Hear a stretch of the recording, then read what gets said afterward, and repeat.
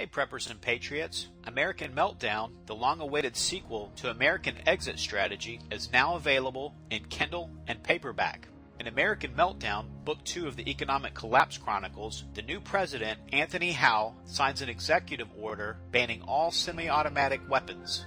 Matt, Adam, and Wesley Baer begin training with their local militia for the battle that is coming. Within weeks of the inauguration, the $700 trillion derivatives bubble pops when rates on U.S. debt skyrocket. The derivatives crisis is the final nail in the coffin of the banking system and the death of the fiat currency system in America. With the dollar gone, commerce comes to a screeching halt. While times prove to be tough for all, survival favors the prepared. Get your Kindle or paperback copy of American Meltdown, Book 2 of the Economic Collapse Chronicles on Amazon today. Welcome back to another edition of the Prepper Recon Podcast. Our mission is to bring you great interviews with preppers from around the world so you can be better informed and better prepared for everything from a hurricane to the end of the world as we know it. This episode is brought to you by CampingSurvival.com. Whether your plan is to bug out or bug in, CampingSurvival.com has all of your preparedness needs, including bug-out bags, long-term storage food, water filters, gas masks, and first aid kits. Check them out online today at CampingSurvival.com. Be sure to enter coupon code PrepperRecon for a 5% discount on your entire order. Today's guest is Glen Tate, author of the wildly popular 299 Days book series. Glen, thanks for coming back on the show. Well, thank you for having me. I love coming on your show, and I love listening to your show, even when I'm not on it. So that's very cool. Awesome, man. Awesome. So now have you been watching the Olympics?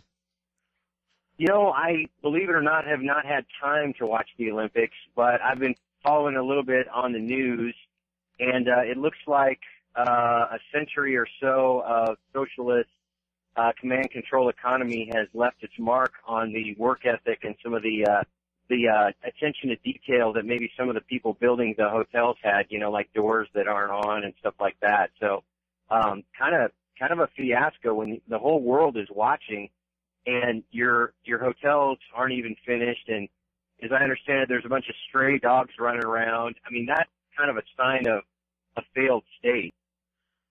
Yeah, Bob Costas has got pink eye. I think it's from petting the stray animals. Yeah, there was all kinds of it. I saw pictures of like the curtains falling off in the hotels and places where they were, you know, trying to hurry up and get the floors done in the hotels. And I guess CNN booked 11 rooms and they ended up getting one room. You know, maybe it's that maybe Bob Costas is bunking up with you know 11 other roomies, and maybe, you know, it's just those overcrowded conditions. Maybe that's why he got the pink eye. But, you know, Vladimir, you know, I was talking to Vladimir the other day, and he said, it's no problem. Sochi is not about the big hotel. When I was in KGB, we had 20 people in one room. It's not problem. So, you know, he doesn't see it as a problem. Now, the stray dogs, I would say that's probably a good economic indicator for them because, you know, right after the collapse of the ruble in 1998, I don't think you probably saw very many stray animals. What do you think? No, well, you might have seen some stray animals, but they were in stew pots. Yeah. And, you know, it is an indicator of things being out of control. I think that in the U.S. collapse, we're going to have some stray animals because the owners won't be around to feed them. Maybe the initial stages there'll be a lot of stray animals, and then, you know, after things get desperate, you'll start to see Fluffy and Sprinkles disappearing. But yeah, I mean, it just seems so. I hate to say this, not first world to have a bunch of animals running around, wild stray animals. I think it's pretty common in many places in the world, but Americans, I think, would be horrified by it, and it's interesting to see it going on there. So after our currency collapses, then we'll be able to switch out the dry Baltic index with the stray animal index, and, you know, we can just kind of judge how bad the decline is by how many stray animals are still able to exist without ending up in the stew pot. Exactly. Well, Now, it'd be a better economic indicator than some of the Bureau of Labor statistic numbers that are out. it would be an honest one. They wouldn't be able to manipulate that one, would they? No. I mean, Fluffy and Sprinkles, emaciated and malnourished as they are either running in the streets or not. You can't fake that. There's no faking it. And now what happened in Russia in 1998 is the interest on Russian bonds shot through the roof, and suddenly the interest on existing debt was 40% more than their total annual tax revenues. Now, nothing like that could ever happen in America, could it, Glenn? Not at all. Now, so what is it, where are we at compared to 40%? I don't know the number off the top of my head. Is it pretty close? I don't know what the interest on the debt is. Total revenue right now is 2.5%, and total expenditures, including the interest and the bloated military and the welfare state and everything else, is 3.5 trillion. So we're spending a trillion more approximately than what we're bringing in, and we're funding it all through debt. Yeah, and so we could be in the 40% territory relatively soon because we stack at least another trillion onto the national debt every year, at least another trillion. And that's, of course, what is reported and all of that. And you know, who knows these numbers. So, yeah, I could see that happening. I guess when there's a massive slight exodus of faith in your currency, then bad things like that happen. And, you know, a lot of the economic conditions in 299 days come straight from descriptions of what happened in Russia in the 90s. And so it's not creative on my part. It's just looking at what's happened in history, which I think is a pretty good guide. So yeah, no, I think we're headed to the same thing the Russians had happen to them. I think the interest on the debt is somewhere around 260 billion right now is what I think it is.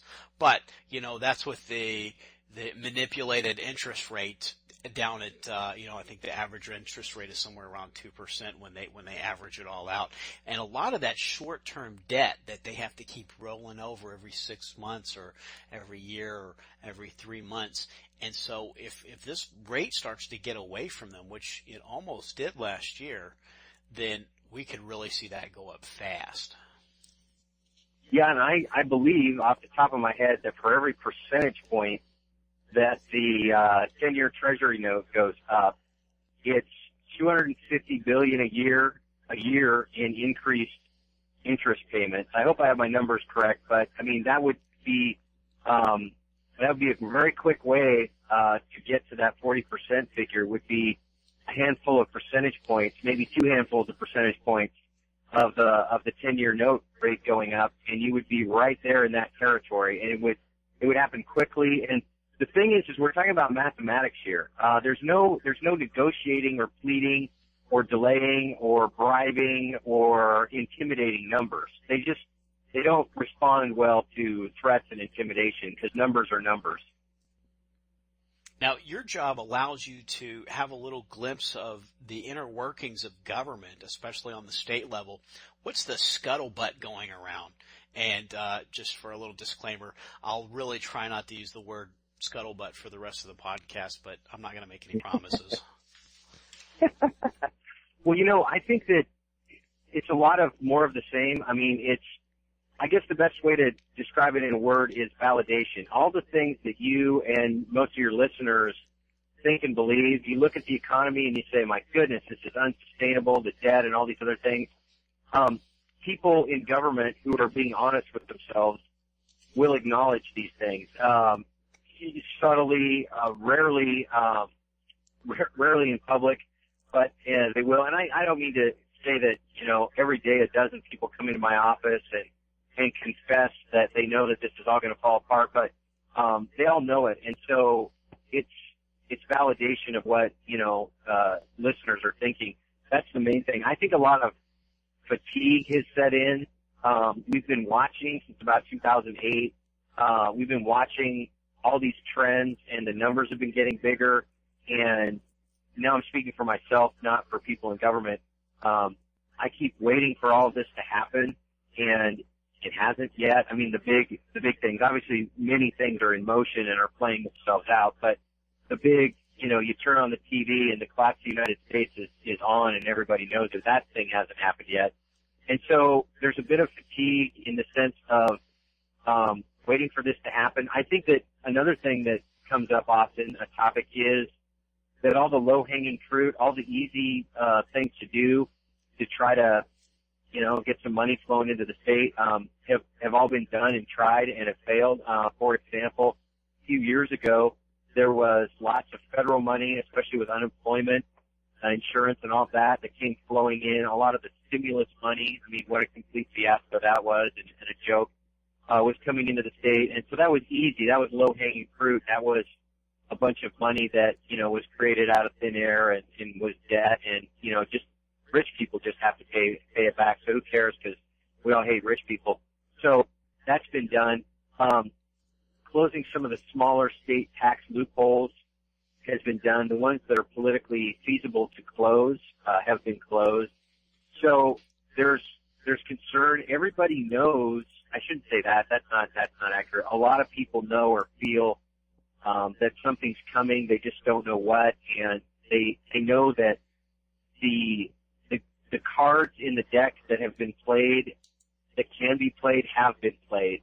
So I think it's waiting around is probably the best way to describe it. There's tons of denial. A lot of people, I think the phrase is whistling past the graveyard. When you're out at night, you're walking and you have to make a shortcut through a graveyard. You tell yourself you're not afraid of ghosts, but you whistle through the graveyard and you get through the graveyard as fast as you can, because even though there are no ghosts, you don't really want one of them to chase you on the off chance that there is indeed a ghost. So that would be kind of the mood. I can't say it's stark and dramatic, the feeling in government, but they watch the Detroit thing unfold. That has garnered a lot of interest. The idea of Chapter 9 municipal bankruptcies is something that interests some folks. So yeah, that's what I see on my little perch. And you've talked before about there are people that are at very, very high levels in the state where you work that are preppers, and they're storing up ammo and they're storing up food, and they've got their bug out locations and all of that, right? Yeah, absolutely. One in particular who is right up there and gets to see, all the information, and not super secret information. As I tell people, it's not that there's a secret memo detailing how to intentionally collapse the United States and plunge the country into martial law, and I've seen it, and of course I can't show it to anybody. Everyone just needs to believe me that it exists. I mean, for all I know, it may exist, but I'm not implying I've ever seen it. But so these are people that get, briefings, sort of the state economic forecast, and some of that is closed session, but most of it's open source information. And this guy in particular, this one guy that comes to mind, showed me his stuff, and I was impressed. Boy, I thought I was squared away. This guy is really squared away, and he describes the collapse as an inevitable thing. I mean, you can tell by the tense of verbs that people use. For example, well, I guess it's not a tense of a verb, but people, instead of saying if there's a collapse, they say what I say, and what you say, which is when there's a collapse, that kind of thing. So, yeah, and I had a long conversation with some very elite special operations folks that I've become acquainted with, and they told me that their whole unit has a bug out plan. And there was a conversation. Their team sergeant said, "Bad things happen. Here's where we're going to rally. Here's where we're going to go, and we're going to wait until things calm down." And it was unusual because what the team sergeant was saying was, let's commit a massive AWOL, which is completely unlawful, and all of that other stuff. And nobody seemed to be troubled by the fact that their senior NCO was laying this out. And so a lot of people, in these positions have bug out plans, and I think that's instructive for all of us. If somebody's out there listening and they're on the fence and they're thinking maybe this is crazy, they've stumbled onto your podcast and they almost feel weird listening to it because it's a bunch of weird people, because preppers and so-called survivalists are all a bunch of weird people. If that's what you're thinking out there, listener, take comfort in the fact that some people with some pretty amazing titles and positions are thinking the same way that Prepper Recon and I am thinking. So anyway, I put that out there. But Glenn, unemployment hit 6.6% last week. I mean, that looks like we're almost out of the woods. I mean, I was thinking about stopping writing dystopian fiction and start writing utopian fiction. Maybe put out a kid's book or something. Maybe something about a marmot and a potato. Or, lollipops growing on trees and unicorns and all that stuff. Yeah, of course, the 6.6% figure. I don't know. I was about to say something, but I'll take it back. I was about to say, I don't know anyone that could possibly believe these unemployment numbers. But then I stopped myself and I look around as I'm driving here, and I see all these people around me, and I imagine that most of them actually do believe it. So that's sad. There's U3 and there's U6, and as far as the unemployment numbers go, and the 6.6 is the U3 number, which is, well, you can explain what U3 is. U6 is what really matters, and that's people who could be in the workforce, are in the workforce age-wise, but are not working, most of whom have just quit looking for work, or they have just a little bit of part-time. The figures vary. I understand it's, the real unemployment rate in the sense of people who can work and want to work, not finding a job is, I've heard 16%, I've heard up to 22%. I don't know what it really is, but it's a heck of a lot more than 6%. So it's a complete joke, and I just wonder, I work around these idiot sheeple all the time, and I get in conversations with them, but I still wonder how many of them actually believe this stuff. And I can't exactly say, oh, come on, you don't really believe this 6.6% unemployment figure, do you? But because then they get all defensive and they think I'm a weirdo and a bunch of other stuff. But I don't understand how anyone can believe it. Every anecdotal indicator that I can see is that things are getting worse. I'm talking about things like I've seen an uptick in, cars that have dings and bumps on them and they aren't fixed, and they started to rust and stuff, because I'm presuming somebody got in a fender bender and either didn't have insurance, or if they did have insurance, they got the insurance check and they spent it on groceries instead of fixing their car, things like that. When I go out to rural parts of western Washington State that I do on occasion, I kind of keep an eye out for increases in businesses that are shuttered, and things like that. And especially in the rural areas, I'm seeing more and more of that. I can't tell you before and after numbers by any means, but it strikes me. I mean, I might look at a business and say, oh, I remember a year ago when I came through here, I had a scone at that bakery and it was really good, and now it's closed, that kind of thing. So I don't think anyone in the real world would tell you that things are going better for them. But I guess with such a dramatic decrease in the official unemployment rate, we would expect to see that. I mean, 6.6%. There have been some times when I think we'd all agree there was economic growth and happiness and prosperity, with unemployment levels in sort of that range, and we're not seeing that optimism now. Look at consumer confidence. Look at all the other indicators other than this phony baloney unemployment figure. Yeah, I'm looking at the BLS right now for the qualifications to be considered in the U3 unemployment number, and you have to be completely not working, so no part-time job. You have to still be looking for a job, so you can't be discouraged, and you have to still be getting benefits, and you have to have one green eye and one blue eye, and your mother has to be of European descent, and your father has to be at least 10% Wookiee. Yeah. So that's only 6.6% of people. So that's good. There are a lot more Wookiee Americans out there than I knew. Now, what's going on with the 299 Days book series? I keep hearing folks saying, when's Glenn going to put out a audiobook because I've got ADD and I can't just do one thing and I have to sort of multitask. I got to listen to audiobooks while I'm gardening or running or on the elliptical at the gym. Yeah, exactly. Well, the answer to your question is, when's the audiobook coming out? The answer is this year, 2014. Awesome. It'll probably be, yeah, I know it's going to be great. It depends on production schedules, something you're familiar with. And, so I don't really have hard dates, but, the series will start coming out certainly in 2014. My personal goal that I believe is a little unrealistic would be to get all 10 books out, by Christmas 2014. I don't think that's really going to happen. I mean, if we get the absolute perfect narrator who has nothing else to do, that might happen. So they'll be coming out, and our plan is to put them out in 2-book audiobooks. So books 1 and 2 would be audiobook number 1.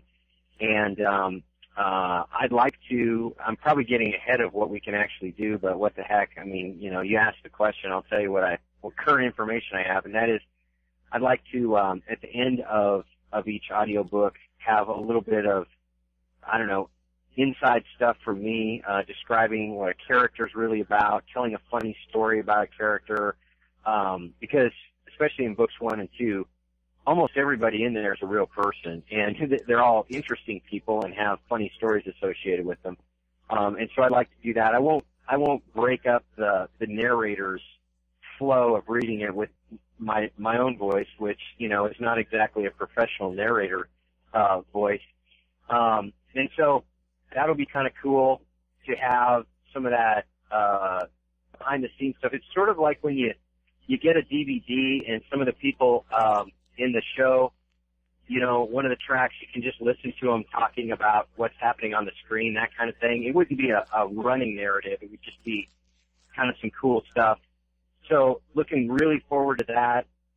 I think one of the cool things about audiobooks will be that we'll reach a brand new audience, because there's the prepper audience that reads, traditional books, both, hard copy and of course Kindle or Nook. And then there'll be a whole different set of people that are going to read the audiobook. They've never even heard of 299 Days, but they subscribe to Audible and they see it's similar to other books they like. And so we're going to get, I think, a lot more people listening to the message of 299 Days about preparing, that I otherwise wouldn't have been able to reach, which is why I wrote this thing in the first place, never expecting it to get published. So I want to reach people, and audiobooks are a terrific way to do that. So I'm really, really excited. We'll be wrapping up the first 10 books, of this series this year. Book 7 came out December 10th, 2013. Book 8 will be out in March of 2014. Book 9 in the summer of 2014, and then book 10, will be out, probably in November of 2014. And, I'm already thinking about some more books to do after that. And it's not going to be one of these, cheesy, spin-off sitcom things. I'm probably dating myself, but you had Laverne and Shirley, and then you had Lenny and Squiggy. They got their own series, and it was horrible. Think of all the really ridiculous spin-offs out there. I mean, all I have to say for anyone who ever watched the Brady Bunch is Cousin Oliver, and you know that spin-offs can be really cheesy and dumb. So there won't be any cheesy, dumb stuff because I have no desire to do that. But some further exploring some side stories, not necessarily elaborating on the things that happened in the first 10 books, but my brain cannot turn off with all the stories and all the things I want to say via the novel format. And so I could keep writing this stuff forever and ever, and I think it would.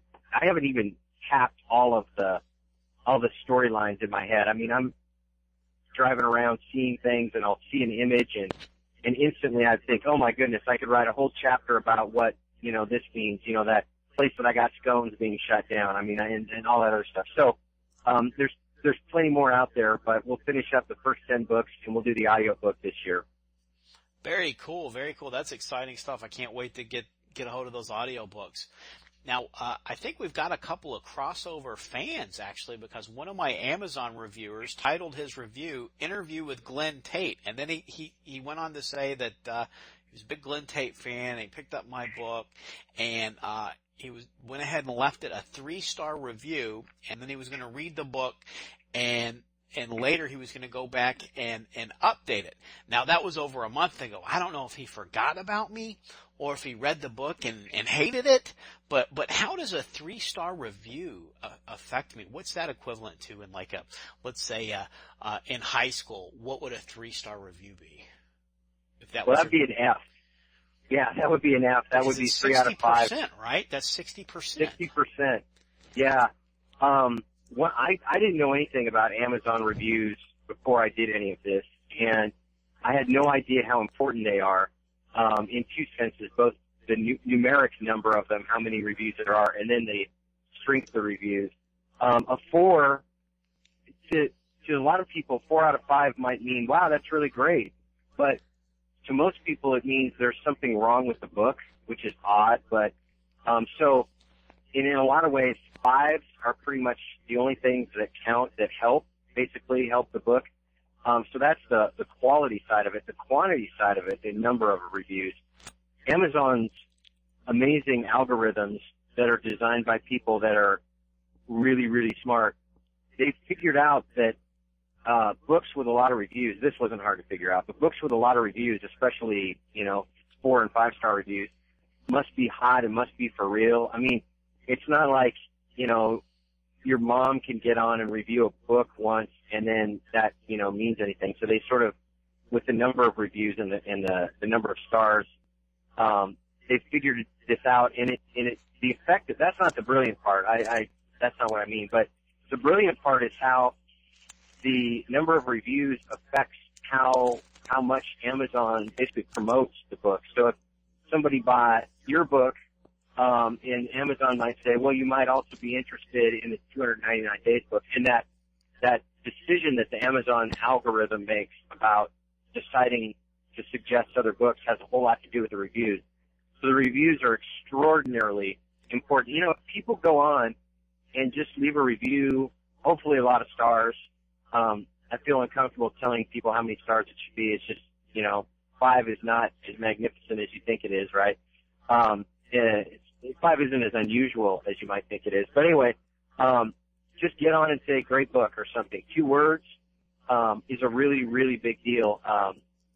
So Amazon reviews are surprisingly important, and you can really help a book. If you like a book, like your books, for example, it's very, very helpful to do lots of reviews. And, when there's multiple books in a series, be sure and review all the books. There's a lot more reviews of book number 1 of mine than there are, book 7, for example. So you gotta show the Amazon algorithm that people like all the books in the series and not just the first couple. So get out there and review some books, everybody.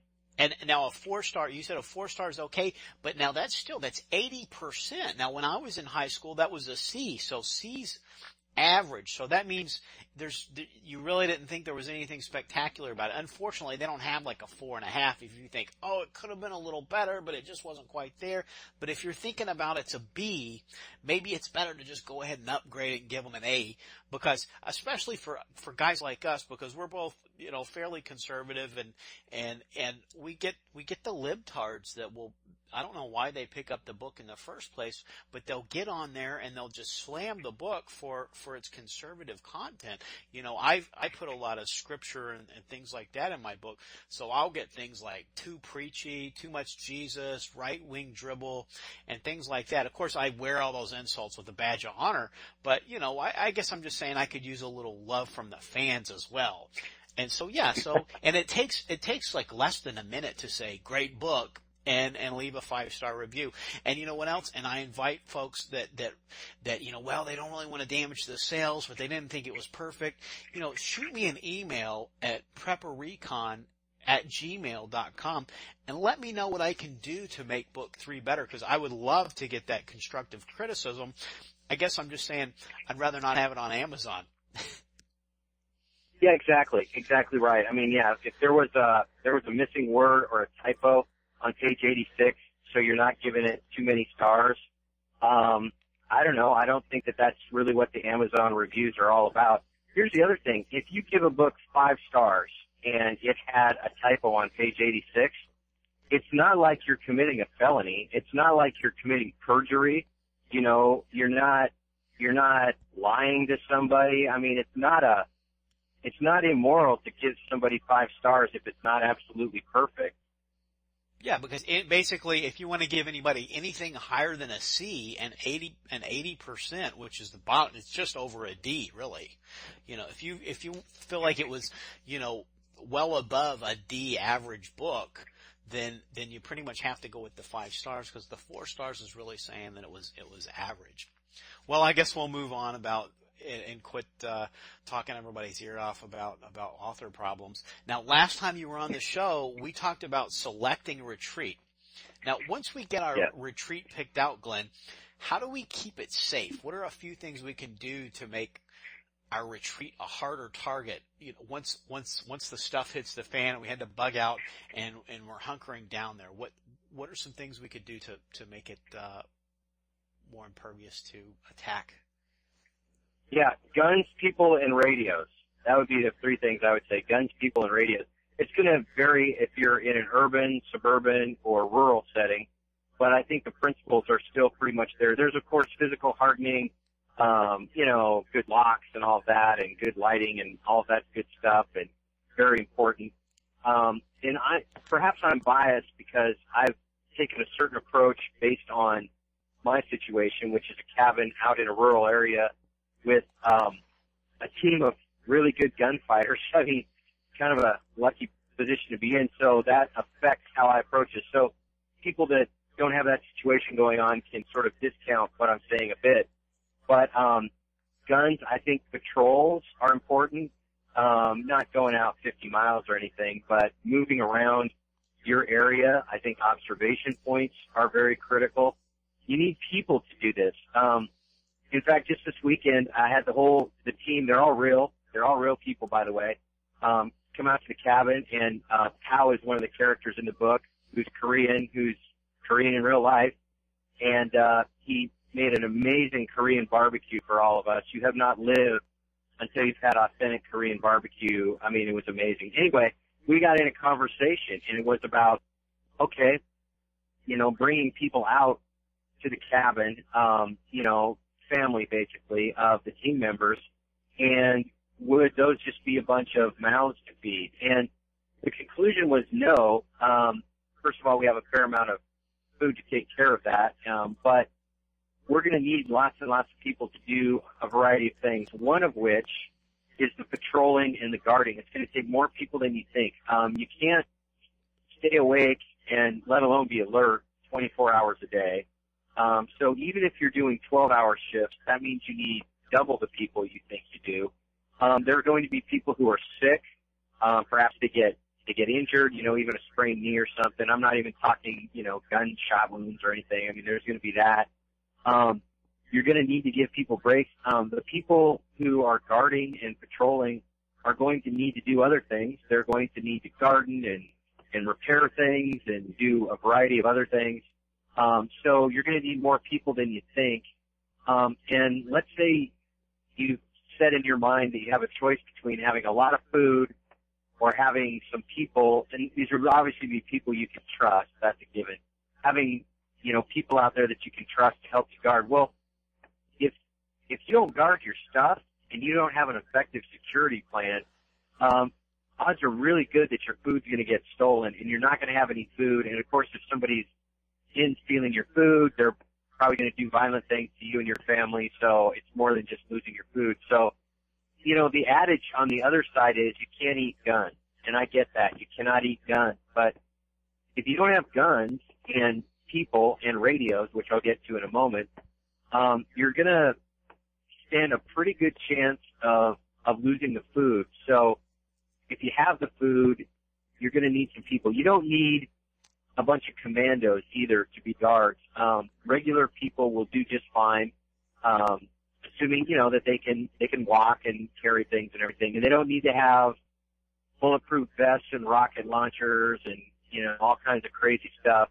A regular man or woman with a 30-30, lever action carbine is pretty effective, actually. So you don't need fancy stuff. A extremely short tangent is AK-74s, not 47s, AK-74s that shoot the 5.45 by 39 cartridge are inexpensive and are fantastic for guard duty because they're light. That's all I'm going to say about my favorite gun in the world, the AK-74. But so, you need the guns, you need the people. The radios are absolutely critical. It's something that a lot of people forget, or they assume that they'll have one little radio and that'll do the trick. You need to communicate. We've practiced this. My guys have practiced this, and communications are key, which means a couple things as far as the communications go. You need to have people who know how to use it and get simple stuff. I mean, you don't need to talk to, the International Space Station or anything like that. Get simple stuff. Practice it, actually use it, and have extra batteries, have plenty of chargers, plenty of, if they have cords that, they need, get extra cords. You're going to be using these things several hours a day, so at least have double the number of radios you think you'll need. As far as radios go, and I won't turn this into a, communication show, but, you can do quite a bit with FRS radios. FRS, which is the Family Radio Service. It's kind of like a CD, but for family stuff. We have a bunch of Motorola, talk about FRS radios. They cost about $30 or $40 a piece, and they're rechargeable on, plug in the wall things or cigarette chargers in your car, and they take AA batteries, so you've got a variety of recharging options, and they're pretty good for, depending on the terrain, a quarter mile away or something. Super easy to use. They're inexpensive. So that, I think, is something. We have a bunch of them. We have way more than we have members of the team, just because we know that we're going to be handing them out to, family members and others. So have great radios. If you can do ham, that's terrific. That's not super practical for a lot of people. So that's why I say guns, people, and radios. Now, the AK-74, that's basically like an AR-15 that you can dip in the mud, right? Yeah, it's an AK-47 platform. Looks like it operates same ruggedness. And by the way, to clean my AK-74, I take it apart and throw it in a rain barrel and swoosh it around a big bucket of rainwater and then dry it off. I do other stuff, but that's mainly how I take care of it. You can throw them, you can drop them, they're just amazing. And you can get AK-74s, I don't know, probably $600 now. I got mine when they were $430 a piece. Ammunition is absurdly inexpensive, about 18 cents a round now at the high prices. Used to be 11 cents a round when I got quite a few rounds. So it's relatively inexpensive. Magazines are pretty inexpensive. ARs and AKs are fantastic. I mean, that would be my go-to, would be an AR actually, because of the mechanics of it, the ergonomics. They're very easy to use. Ammunition is plentiful. I prefer an AR, but I'm talking about, I call AK-74s the wives and kids guns, because you can hand one to a wife or a husband or a girlfriend or a boyfriend or whatever, and or kids, obviously they need to be teenagers or above. And you could say, here you go. It's a light gun. It's low recoil, super simple to operate and reliable. And they're great, guns for this particular purpose. Not every gun you have needs to be including an optic, $4,000 or $5,000 where you can hit people out to 800 yards. I mean, that's just really not what you're going to be using it for. I mean, I certainly don't have a gun like that and don't plan on using one that way. But people, walking around, let's say suburban setting, your cul-de-sac or your neighborhood, and being able to react to things and being able to get a hold of them. That's where the radio is, having enough of them to go out and do it. That's That's what you need. You need a lot of that kind of stuff. So think about that, because as you described very, very well, I might add, the looting and the rioting and that sort of thing, just the crime, that's going to be a big, big thing to worry about. And I think it'd be better to have guns, people, and radios than, some exotic kind of permaculture or something like that. That's all great and everything, but people are going to steal your stuff. People are going to be hungry animals. And, AK-74s are pretty good at stopping hungry animals. Now, you mentioned patrols there a while ago. How large of a perimeter do you concern yourself with on a retreat? 10 yards, 10 miles, somewhere in between? Is that going to be a different answer for everybody depending on the size of their team? Exactly. Size of their team, topography, and what's out there, even lighting. I mean, if you've got street lights, for example, it doesn't have to be as far out. My thought is, when I'm looking at some terrain, two thoughts. One, how fast could somebody on a motorized vehicle get in to, where we are? I mean, if they have to come down a dirt road and all of that, and it's a long dirt road and you got long shots, then that's one thing. But if it's a suburban situation, if they just need to come crashing through, an intersection, that's a different thing. And then, of course, small arms distances. I don't know what it is. It varies by guns. I mean, 100 yards is probably pretty short. 200 is getting there. One of the things is, and I don't want to underestimate my opponents, because that's always dangerous, but my operating presumption is that the vast majority of bad guys in one of these situations are going to be, at best, gangbangers, and at worst, complete novices to shooting. And so they're not going to be taking a lot of shots at long distances. Now, if you're out in the country and you've got some good old boy deer hunters that decide that they're going to start stealing from people, then you got a problem on your hands. But your essential normal situation of a suburban thing, it's going to be regular people. And then I say at best gangbangers. That sounds kind of weird, like I think gangbangers are a good thing. By that I mean they're sort of a little bit used to guns. Of course, they shoot them sideways like in all the rap videos, and you can't hit anything with that. I do that when I teach pistol classes. I take a pistol that I've shot thousands of rounds through, and, I'm pretty good at it, to be honest, because I practice a lot, and I hold it sideways, and I try to control it, and I can't hit anything, even at short distances. So you're going to be up against a bunch of idiots who think this is some kind of video game where you just shoot a couple rounds in someone's basic direction, and then they start handing you, gold and, I don't know what else, painkillers and like TV sets or whatever they think is going to happen. So, those are some distances. Cover is important. If you have natural cover, you'd want to utilize that. Like I say, lighting is important. So it's going to vary, but I mean, if you have a super long, standoff distance, you're probably not going to have the people, to patrol that. I mean, I don't know, maybe you have some lucky thing like a fence or barbed wire or something like that can slow folks down. Always worry about vehicles. Bad guys on foot are bad, and they can do some damage. But the really nasty stuff would be a vehicle, because it's going to take a vehicle to haul away your stuff. And now, of course, bad guys can come into your house and hurt you and kill you and take stuff, or just live in your house. They don't have to haul it away. And so people on foot are still a problem. But, I mean, my main concern, the thing that I would try to prepare for the most would be vehicle stuff. But then, of course, expect people on foot to be coming in the other direction. The vehicle can be a decoy, for example.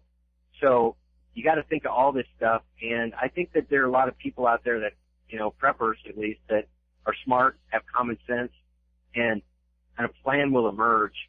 But if you can think about it now in what I call peacetime, I hate to even say stuff like that because I don't want bad things to happen. But now in peacetime, if you can figure all this stuff out, distances and guard shacks and who's going to be involved and radios and stuff like that, you're going to be way, way better off. So think about it now.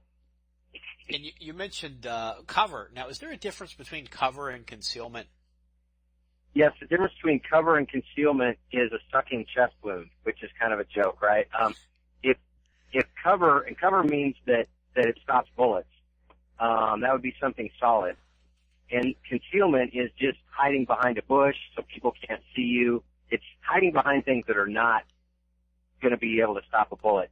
So that's where the joke comes from. If you think that concealment, let's say like a little piece of plywood, right? No one can see you. But you think that plywood, which is just concealment, is cover, which can stop bullets, your error could end up in a sucking chest wound, which of course doesn't mean, it means that you're breathing and sucking in air and your chest is blown up and you're going to die pretty soon. So that's the difference. It's very important to know the difference between the two. So obviously cover, things that stop bullets, is by far better because cover serves two purposes. It stops bullets and people cannot see you. So it's the best of all worlds. So start thinking about cover. And of course, it's a slightly different topic, but when you're moving, you want to move between cover. And now when I'm on the range, or in a training setting, I just start scanning for cover. It's like I'm leapfrogging and going from cover to cover. So that's really important. And the cool thing is in peacetime, you can make your own cover. You can put out some cement planter boxes or something like that are all decorative and beautiful and hold a nice plant, but they really serve as cover. And there's a great angle that you put them at so that you can create crossfires and do all those sorts of things. So that's stuff to do. There's a great book out there, and I apologize, I do not remember the title, but I remember the author, and people will be able to find it from the author's name. The author's pen name, at least, is Joe Nobody. And Joe Nobody has a fiction series, but he also has a nonfiction book on how to harden a place and not just physically harden, but how to set up crossfires and cover points and all those other things. Without rule of law? What's that? Is it without rule of law? Is that the one? No. Teotihuacan Tuxedo? No, I'm sorry, you broke up there. There's Teotihuacan Tuxedo, there's Without Rule of Law, and The Homeschool Shootist. I apologize to your listeners. I don't recall the name of it off the top of my head, and those three do not sound familiar. So I should find that out before I get on a podcast and talk about it. Okay, but those are three good books by Joe Nobody. He was actually on the show last week. Oh, yeah, great guy. Great guy. Yeah. Now, what are a couple of things that you can do to make your retreat bullet resistant? Boy, let's see. Well, steel, lots and lots of steel. Things, cinder blocks are nice. That kind of thing. To be honest, have never delved into that topic. I'm hoping to screen the bad guys out far enough away, and I'm not to the point yet where I'm, putting slabs of steel in the walls and stuff like that. So, I don't know that I'm really good at answering that question. Now, what about, do you plan for the 1 in a million, scenario where you actually get overran and they take your stuff? Do you believe in keeping multiple caches, in other locations, or do you keep everything in one place? Oh, absolutely. Multiple caches. That's a great thing to do. And having some really important stuff in a tub or something else, a backpack. I mean, to be able to run out the back door, if you are overrun, and, be able to fight on and be able to take care of your stuff in sort of a primitive survival sense, for a little while. But yes, having your stuff, distributed. One thing to keep in mind is when you're dispersing your stuff, expect not to have gasoline, in vehicles that run. And so if you spread it out, 20 miles away, it may be really hard to go get it. Then again, that may be the best plan. so yes, there's a lot of wisdom in the phrase, don't put all your eggs in one basket. And you've got a big giveaway coming up? Are you giving away Yeah, some I'm really stuff? Yeah, this is really cool. It relates to the Amazon reviews we were talking about. Early on, I had the great honor. It was because I was a moderator, still am a moderator at the Survival Podcast Forum. And one of the people on that forum is John Willis of SOE Tactical, and they make, objectively speaking, some of the very best tactical gear in the universe. They just do. And so I kind of got to know John that way. He's just a super solid guy. He's one of these guys who he's just a cool guy, and he likes to help people out and do stuff. Well, he has a variety of tactical products, but one of his cool things, he does fun stuff too. He's not a super serious, grim sort of into the world guy. He likes to have fun. He has these beer can holders. We call them koozies out on the West Coast. I don't know if that's a phrase or a term that's used universally in other parts of the country, but a koozie, which, it holds a can of beer or pop or whatever. I guess they say soda in some parts of the country. We say pop on the West Coast, and in Ohio they say pop, right? And he makes these really cool koozies that have Velcro on them for name tapes. And I'm describing it, and most people are sitting there listening and going, really, that doesn't sound too spectacular. Go on the SOE website and search for their beer koozies, and you'll see what I'm talking about. And so I got a bunch of these for the team, I don't know, 3 years ago, before the book even came out, I want to say, because they're really cool. And I got name tapes made that had our handle on one name tape that's on the koozie, and then says the team on a name tape Velcroed onto the koozie. So I got a hold of John a couple weeks ago, and I said, what would be cool is if we did a giveaway of SOE Tactical beer koozies, beer can koozies with the winner of the contest could have their name on a name tape, and then the team. They would be just like the koozies that we use. I mean, this weekend when we had the Korean barbecue at the cabin, we were all drinking cans of beer out of our team koozies. I mean, they're really cool and big morale builders. And let's be honest, you're going to drink out of cans, and you need something to keep your cans in. I mean, you need one of these things anyway, right? So John was nice enough to send us 10 of them, and I'll take care of the name tapes for them. And so if listeners of yours go on to Amazon and they give a review of all 7 books, it doesn't have to be 5 stars, but it'd be kind of cool if it were 5 stars. We're not gonna, check and see how many stars. That'd be super obnoxious. But anyway, if somebody does a review of all 7 books on Amazon, and then they also share on their Facebook page something about the book. If they don't have a Facebook page, then don't worry about the share thing. Then we will, and they send us something. This will all be on the Facebook page of 299 Days, the book, so you can find it out. And then we'll select 10 of them, and then you'll get your team koozie, which is going to be a super cool thing. And so it's a great thing. Another quick story about SOE Tactical and how awesome John Willis is. Early on, when he found out I was doing a book, he said, well, that's really cool, man. I can't wait to read it. He goes, hey, do you have anything that I could put in all of the orders I send out? And I said, yeah, I'd get some bookmarks made. I think he's sent out 10,000. He's ordered 5,000 sets of bookmarks. That's how much he sells of his equipment, by the way. And he puts one of my bookmarks in every one of the packages he sends out. And so people getting really good tactical gear are the kind of people who, would be interested in a book like mine. So he's been really, really helpful, and it's just cool to work with cool people. So that's what the giveaway is going to be about, and I'm very excited about it. That's very cool. We're going to get now they're not bulletproof. For just full disclosure, they're not bulletproof koozies. And we call them koozies. We call them koozies all the way down here in Florida, which is probably about as far away. I mean, I think North Korea is closer to you than Florida. Yes, well, maybe even Seattle. Yeah, even the culture is probably closer.